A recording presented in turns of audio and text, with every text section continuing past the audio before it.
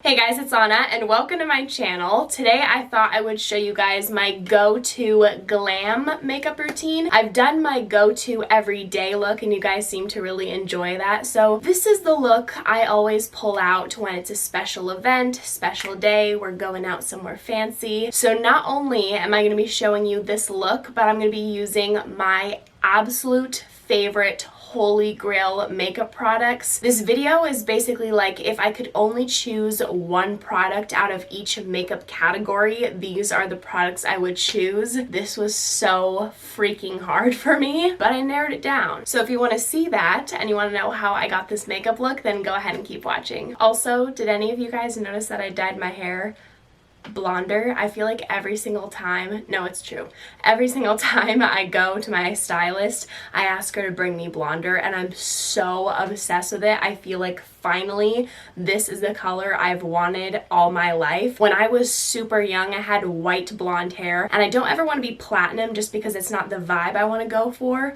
but I just love the idea of super light blonde hair but still have a little bit of that warmth and goldiness to it. Oh my gosh, I'm so freaking obsessed. So starting off with the eyes, if I had to choose one palette, which was very difficult for me to choose because I have so many favorites. But if I had to choose one to use for the rest of my life, it would have to be the Morphe and Jaclyn Hill palette, just because you have so many options in here. The formula is amazing. There's so many outstanding eyeshadow formulas, but then the palette layout and color scheme just wasn't what I was looking for if I was gonna choose only that for the rest of my life. So for example, I love Juvia's Place, but there's so much color in those palettes, so it wouldn't be realistic for me to use every single day. And even with their neutral palette, I wouldn't want just a neutral option. Same thing with Anastasia shadows, also one of my favorites. Love the Soft Glam palette, but again, sometimes I want to play with color and this palette just has it all. So I'm going to start off using the shade Butter and I'm going to use this as my transition shade. I still do wish that there was more color in this palette because honestly, if you block out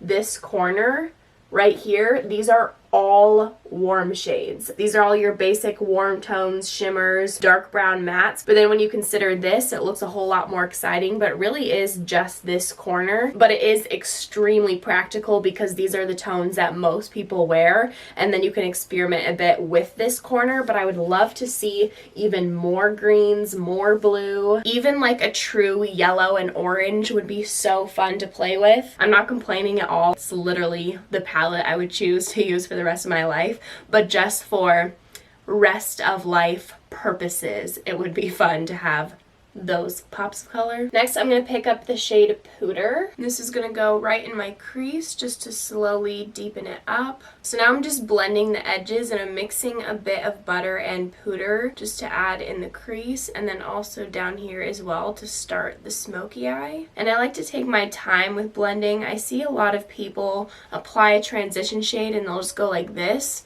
and then like move on. After a few swipes, take your time and that will get you that perfect airbrushed blend. I honestly don't attempt dramatic eye looks if I don't have the time. With patience and practice, you will become your own little beauty guru. Then I'm gonna go ahead and pick up the shade Mocha. I feel like these three shades are the ones I pick up like every single time I use this palette. They're just the essentials, you know? So I'm gonna carefully and lightly place this in the outer V, starting at the very end of the crease because that's where I want most of the pigment. And then I'll bring some down here by the base of the lash line. And I'm just going to slowly build up the pigment, kind of blending as I go. And then I'm going to bring this back a little bit just to start winging it out. So now that I've got that laid down, I'm going to go back into the shade Butter. That's also a huge tip that I have for you guys when it comes to blending, is constantly go back with clean blending brushes, with the transition shade that you used earlier. Like constantly going back and forth honestly makes the biggest difference. And then for all over my lid, whenever it's a special occasion or I need to look really glam, I always reach for a shade of the Stila Magnificent Metals Glitter and Glow liquid eyeshadows. This one's in the shade Gold Goddess because my go-to glam always involves gold, bronze, and glow. Kind of do like a half cut crease. For whatever reason, this shade that I have isn't as pigmented, like one swipe full glitter as the other ones I have. So I'm just going to wait for this to dry down and then I'll apply a second layer. I'm going to go ahead and take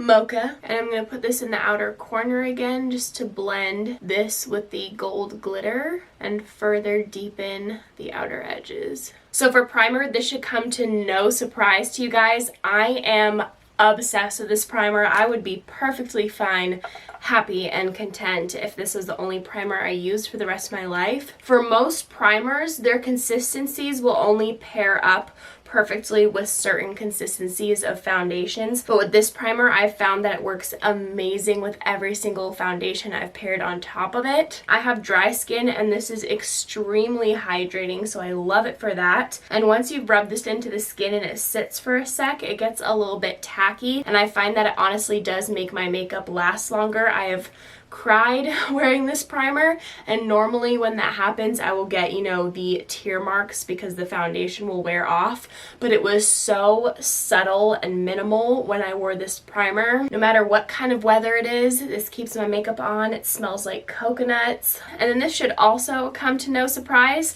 You guys know that I love a glowy base, but for whatever reason this is by far the most beautiful, like, wow factor foundation I've ever tried, and it's from Maybelline. The Maybelline Fit Me Matte and Poreless is so freaking incredible. I'm not one for a matte foundation, but the finish that this has is so unbelievably natural looking. It's medium coverage and it has such a satin matte, natural matte type of finish to it, and it blurs my skin. It literally makes me look perfect. And this is one of very few foundations that I own that lasts like crazy. I'm super picky when it comes to lasting power because I have really long days, and I kid you not, I can wear this all day long and into the night and it never looks cakey or makeup-y or just like gross on my skin. I always get wear in this region of my face, but it's so minimal with this foundation after literally the entire day, and I find that it actually looks prettier as time goes on, at least on my skin. It gets just the tiniest little bit of a glow factor to it, so I look perfectly smoothed, even in tone, and then just the most beautiful slight glow where it doesn't look too much. And I get compliments on my skin every single time I wear this foundation. I'm like, it's my favorite, Maybelline Fit Me, and people are like, it's Maybelline? I'm like, yeah, it's Maybelline. For concealer, we have an oldie but a real goodie. Maybelline, you freaking kill it. This is the Instant Age Rewind Concealer. There's something about this that is so foolproof. Again, like the primer, it mixes with everything else that I use as my base every single time. I love that it's medium coverage, so it covers what I want, but it's not gonna look like so fake or glam looking. It has a very natural satin matte type of formula to it. It doesn't crease on me. It blends in literally 2 seconds. Watch the magic. Like, hello. And the Too Faced Born This Way Ethereal Setting Powder has to be the most used loose setting powder in my collection. It's honestly just foolproof, agrees with everything. It never makes me look super dry, always prevents me from creasing. And I love that it has the tiniest bit of a banana tint to brighten, but it's not so yellow that it actually darkens up any brightening that I tried to accomplish, because I've tried that Makeup Revolution banana powder and my under eyes literally looked yellow. But I also like that it doesn't brighten without me looking like a ghost, because I feel like truly white translucent powders can sometimes leave the tiniest bit of a cast, and I just don't like that. And then for my all over face setting powder, the NYX #NoFilter finishing powder is my favorite. Even in the pan, I feel like it looks slightly glowy. It just has the perfect satin finish to it. It's so pretty on the skin, and if I go in with a lot of glowy products on my face, this won't completely mattify me and get rid of like all of that work that I did. For bronzer, you guys know I adore a warm, rich bronzer. That's just my favorite. But when I thought about it, if I had to choose one bronzer to use for the rest of my life, I'd want to choose a neutral bronzer because a super warm complexion doesn't always go with every single makeup look. And you guys know this is already my favorite. It's the Marc Jacobs Tantastic bronzer. I love this so much that it can double as a contour and bronzing product. It's freaking expensive, but you get so much in here. It smells like coconuts, and you literally can never go too heavy with this product. It always looks so perfectly natural and blended, and I always feel super bronze whenever I use this product because I feel like this is the color, at least for my skin tone, when I naturally tan, this is the color I turn. For blush, my all-time favorites are the Milani Baked Luminoso and the Anastasia Peachy Love Blush Trio, but I thought I would just dip into this one for today. I'm in love with the mixture of these two shades. Like, I'm a peachy blush kind of gal. Literally, when I open up my blush drawer, it's all corals, peachy, orange, galore. Highlighter was definitely one of the most difficult categories to choose from because I have so many favorites. I adore Becca, Anastasia, the Balm Mary Luminizer, Hourglass Metallic Strobe Lighting Palette. I have so many favorites, but I think this is the best.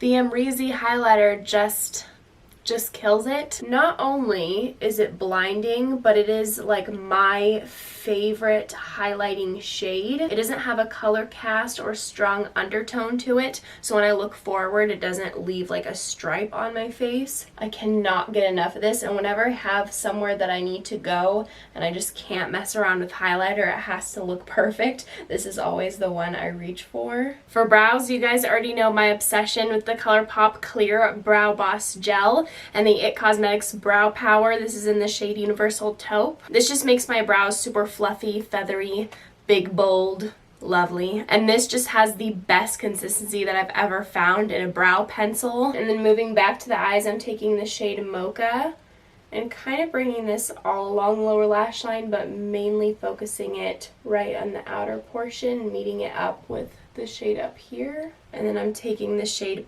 Puder right underneath that just to blend it out a bit, make it even more smoky. And then I'm taking my Anastasia highlight for underneath the brow bone as well as the inner corner. I'm going to put on some MAC Fix Plus, the best spray to melt your makeup. And then to actually set, always all-nighter. So I just finished off this makeup look with the Loreal Voluminous Carbon Black Mascara. It's not my holy grail, it's just what I'm using, what I have on hand right now. And then for liquid lipstick, I think Ofra has my all-time favorite formula. It's just so comfortable and so long wearing. This one's in the shade Manila. This is just like the perfect nude. I feel like it goes with every single makeup look that I pair it with. I'm obsessed with it, and I love that these don't transfer. I have so many comfortable, long-lasting liquid lipsticks, but these also don't transfer, so I can go about my day, eat, kiss Alex.